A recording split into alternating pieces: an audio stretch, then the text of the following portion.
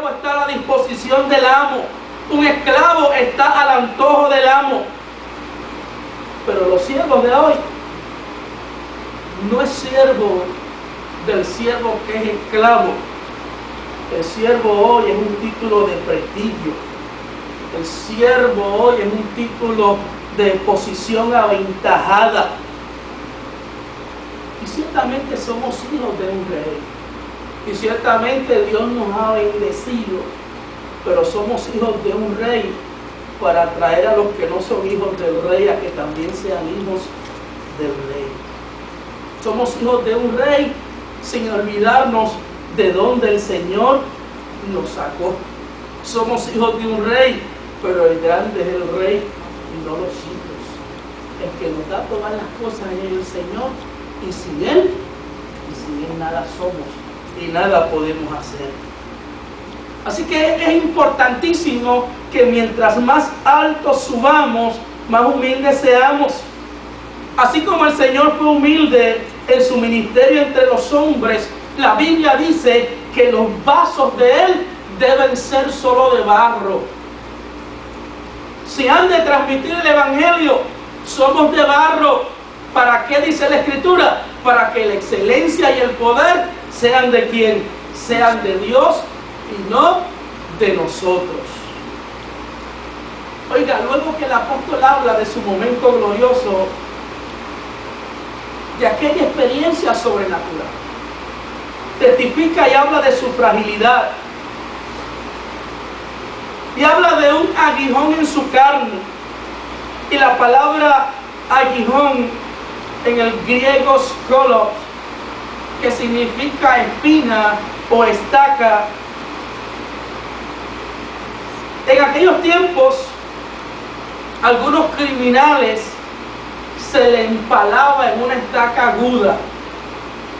Y la forma en la cual el apóstol se refiere es como si una estaca atravesara su piel y lo lastimara constantemente.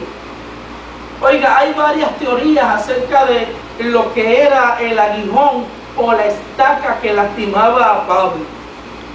Por ejemplo, Calvino decía que el aguijón de Pablo eran tentaciones espirituales, que era dudar de los deberes que tenía en su vida apostólica. Lutero dijo que el aguijón de Pablo era la oposición y la persecución que tuvo que sufrir. La Iglesia Católica Romana decía que eran las tentaciones carnales. Por eso se enclaustraban los monjes en los monasterios. Pero estas teorías fueron descartadas porque la misma palabra estaca indica un dolor casi salvaje. Y la imagen que tenemos ante nosotros es un cuadro de sufrimiento físico, y era algo que era intermitente. Se cree también que podría ser algo del aspecto físico y personal de Pablo. La gente y los comentaristas dicen que luego que Pablo sufre o tiene la experiencia con el Señor, donde queda ciego, su aspecto físico no era el mejor. Algunos piensan que tenía epilepsia, otros esta enfermedad de los ojos. Algunos piensan que eran unos ataques crónicos recurrentes o ciertas fiebres.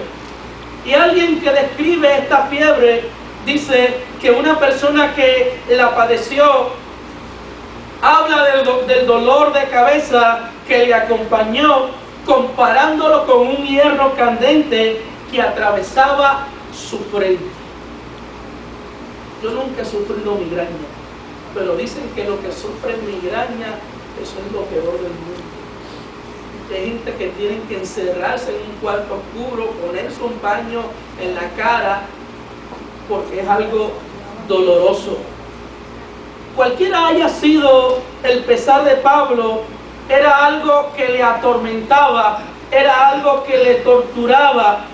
Pablo dice que lo abofeteaba para que no se enalteciera, a fin de que ejerciera su ministerio con la más profunda humildad. Y mire, Pablo oraba ansiosamente para que esto le fuera quitado, pero su oración no era contestada como él lo esperaba.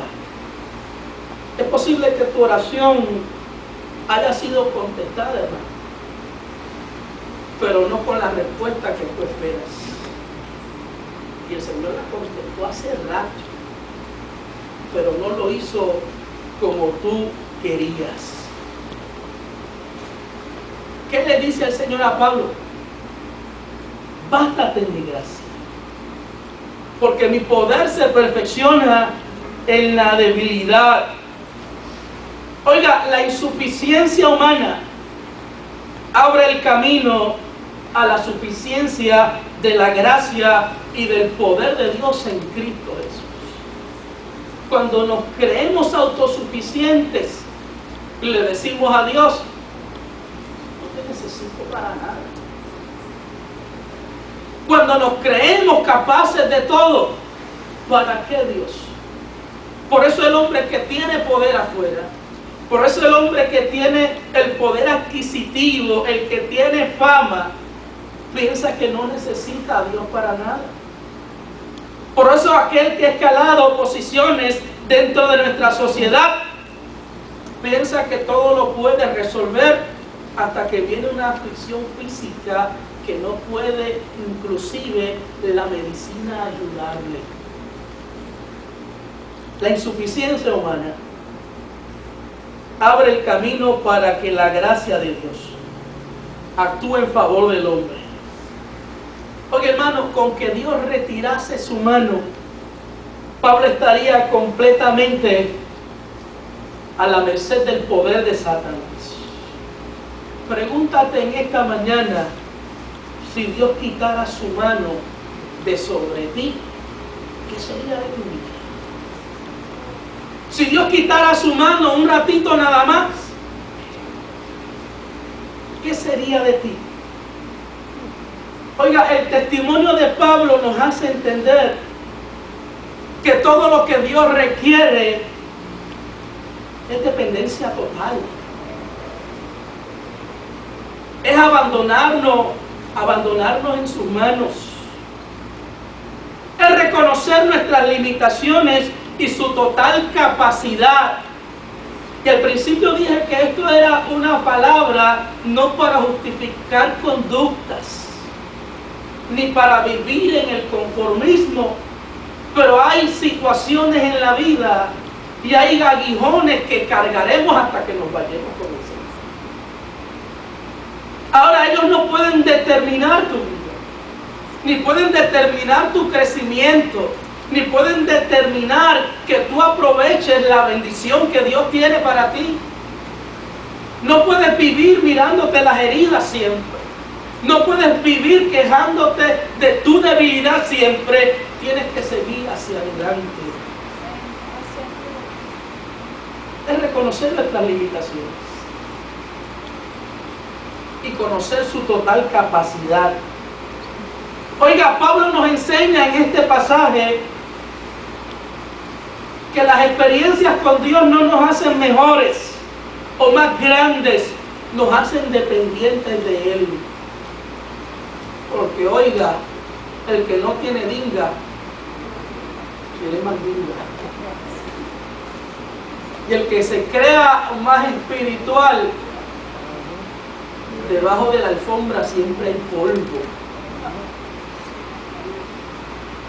Siempre todos tenemos nuestras flaquezas, nuestras debilidades. Y oiga, el poder de Dios se perfecciona en medio de ellas. Por último, nos enseña que la gracia es suficiente, hermanos.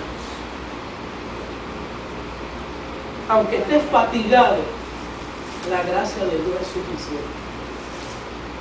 Aunque estés dolido en esta mañana y te duelan todos los huesos y hasta la última coyuntura y hasta el pelo, a mí me duele menos el pelo que a ustedes. La gracia de Dios es suficiente. Aunque estés enfermo y no veas que sales de la condición en que estás, la gracia de Dios es suficiente.